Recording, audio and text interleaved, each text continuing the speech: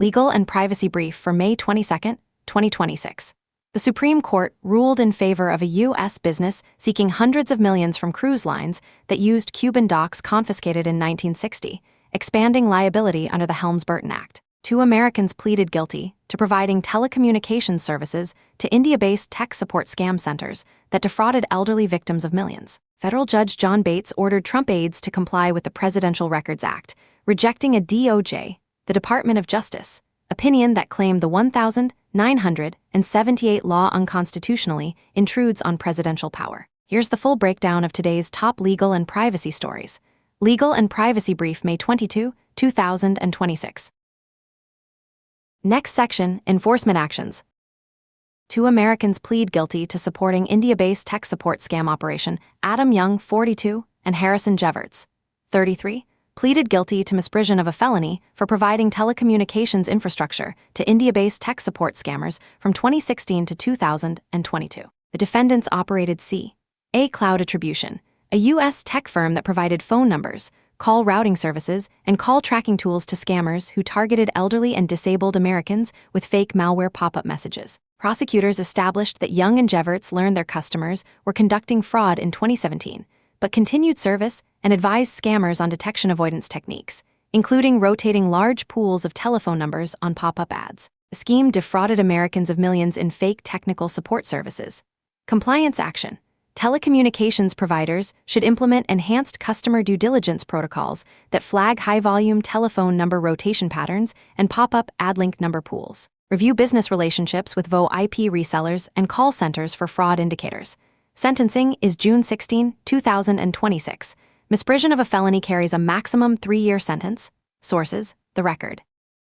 FCC Chairman Carr uses false immigrant fraud claims to restrict Lifeline broadband program. FCC Chairman Brendan Carr announced reforms to the Lifeline program, which provides $9.25 monthly subsidies for low-income Americans to afford broadband or phone service, claiming 116,000 dead people in California received federal dollars due to immigrant fraud. The California Public Utilities Commission confirmed Carr's claims were false.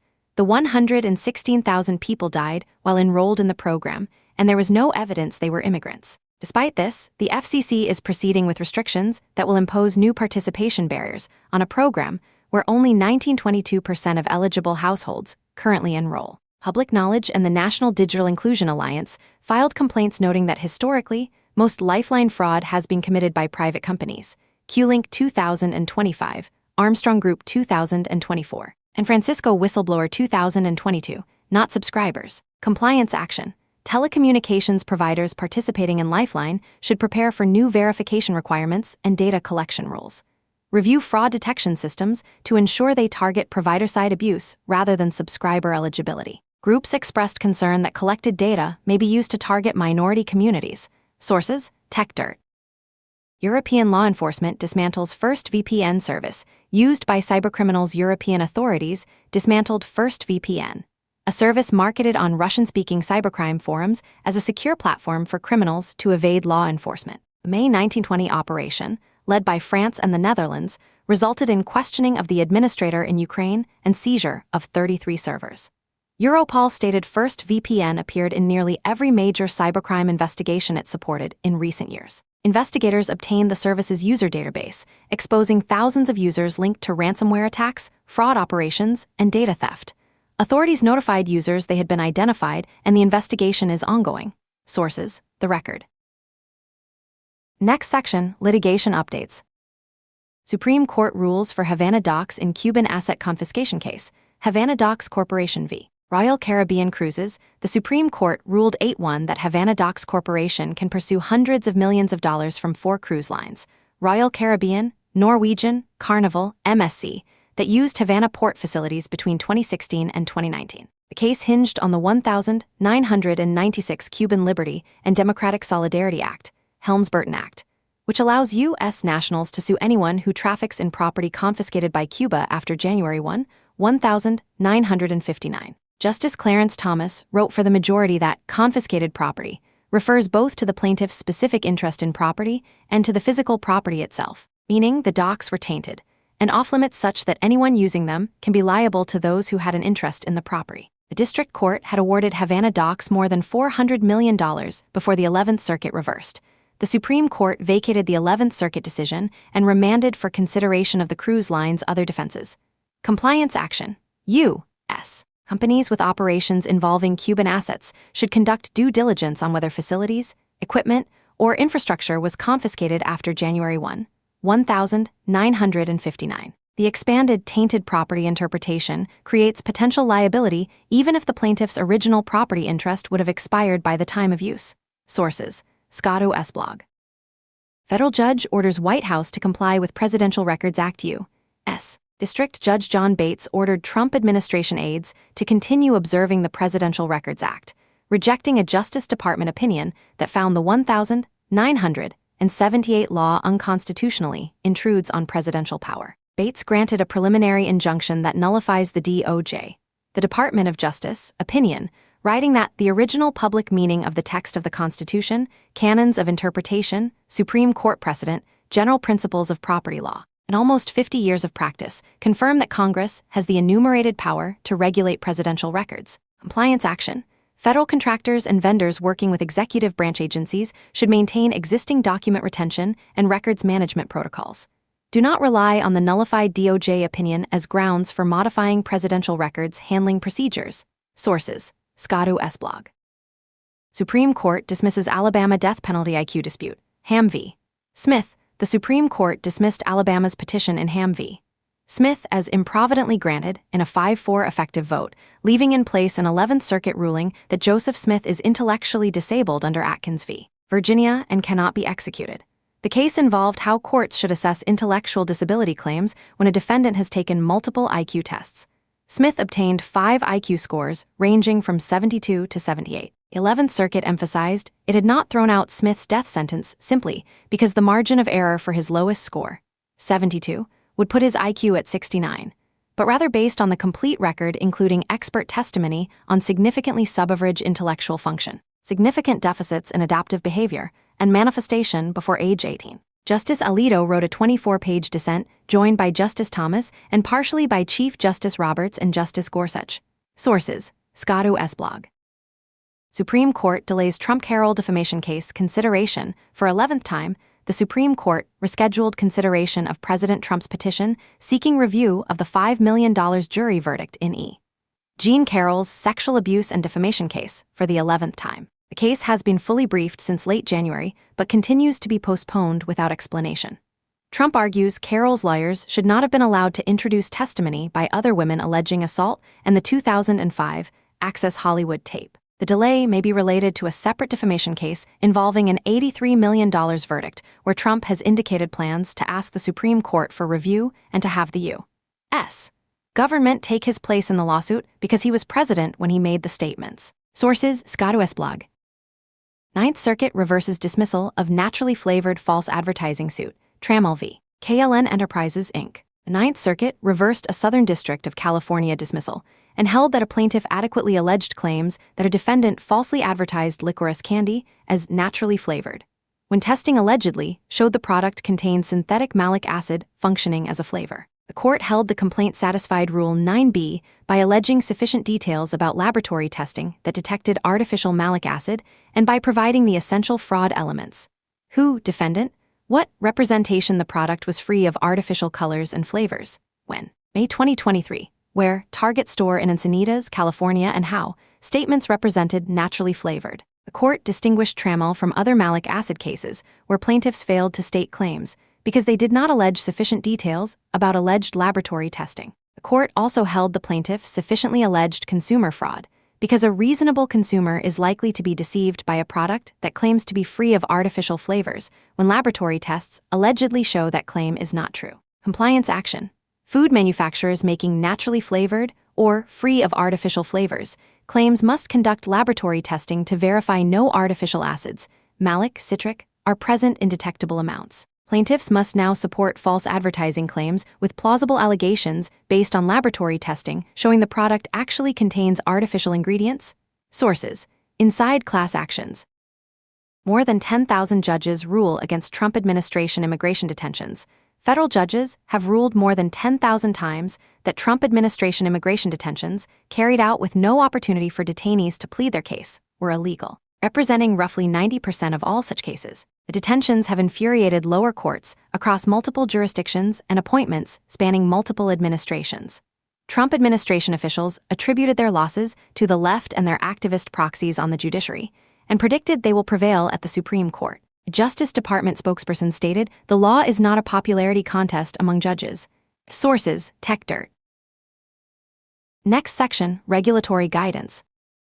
SEC, the Securities and Exchange Commission, 2-year update on Form 8K cybersecurity incident disclosure practices 2 years after the SEC's May 21, 2024 clarification on using Item 1.5 of Form 8K for material cybersecurity incident disclosures. Voluntary Item 8.1 filings where materiality has not yet been determined have significantly outpaced Item 1.5 filings for material incidents. Since the May 2024 guidance, 29 issuers have made Item 1.5 filings and 50 issuers have made Item 8.1 filings. Only 5 issuers disclosed under both items, each initially used Item 8.1 and later filed under Item 1.5 after determining materiality. Most incidents disclosed under Item 8.1 have not subsequently resulted in Item 1.5 filings. The May 2024 guidance clarified that Item 1.5 is intended for incidents a registrant has determined are material, while Item 8.1 is appropriate for voluntary disclosures where materiality has not been determined. Post-guidance, registrants are using Item 1.5 more consistently only for incidents where they have reached a definitive materiality conclusion.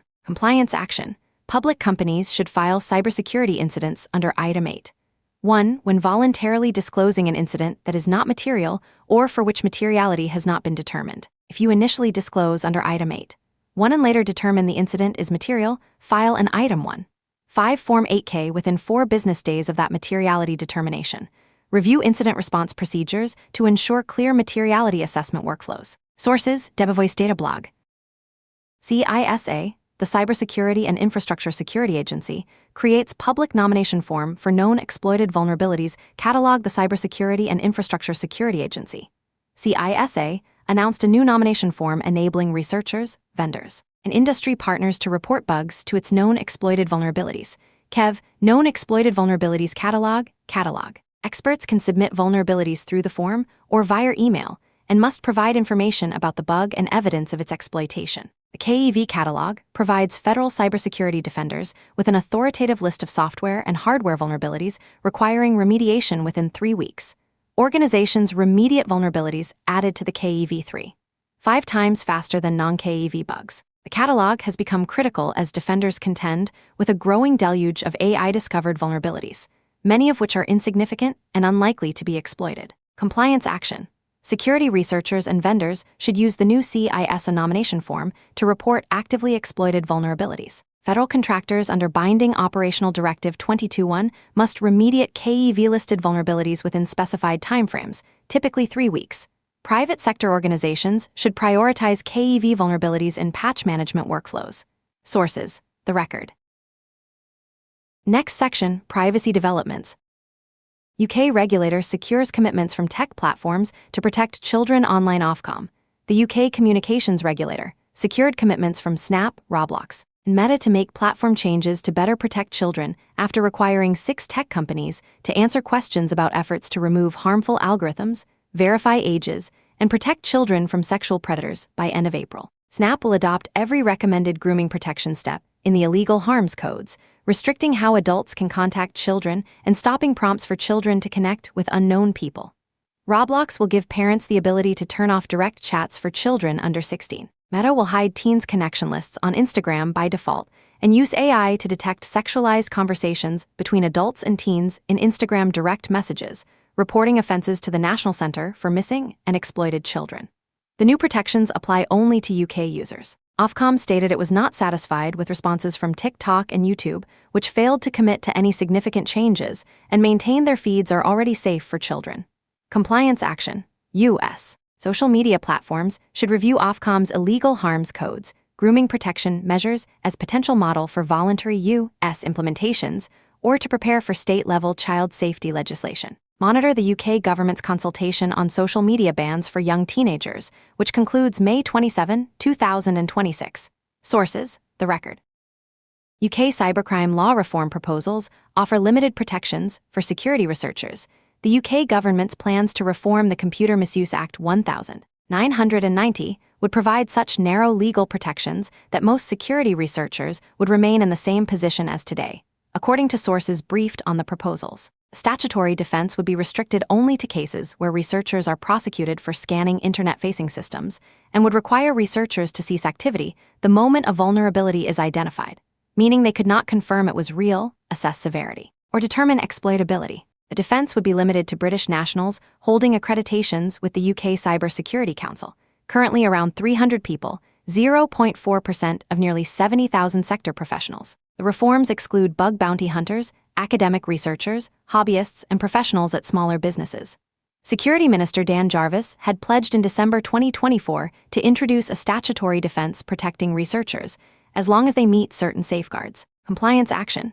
UK-based security research firms should assess whether senior staff qualify for UK Cybersecurity Council chartered status and evaluate the impact of restrictions on vulnerability testing workflows. US. Companies with UK operations should monitor the Computer Misuse Act reform process for final provisions affecting cross-border security research.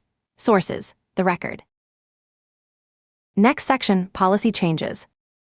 Senate bill to end U.S. involvement in Iran war gains support after Louisiana primary Senator Bill Cassidy, RLA, voted to advance a Senate measure to end U.S. involvement in the war with Iran until the Trump administration obtains congressional authorization, the first time he has supported the bill after repeatedly voting no.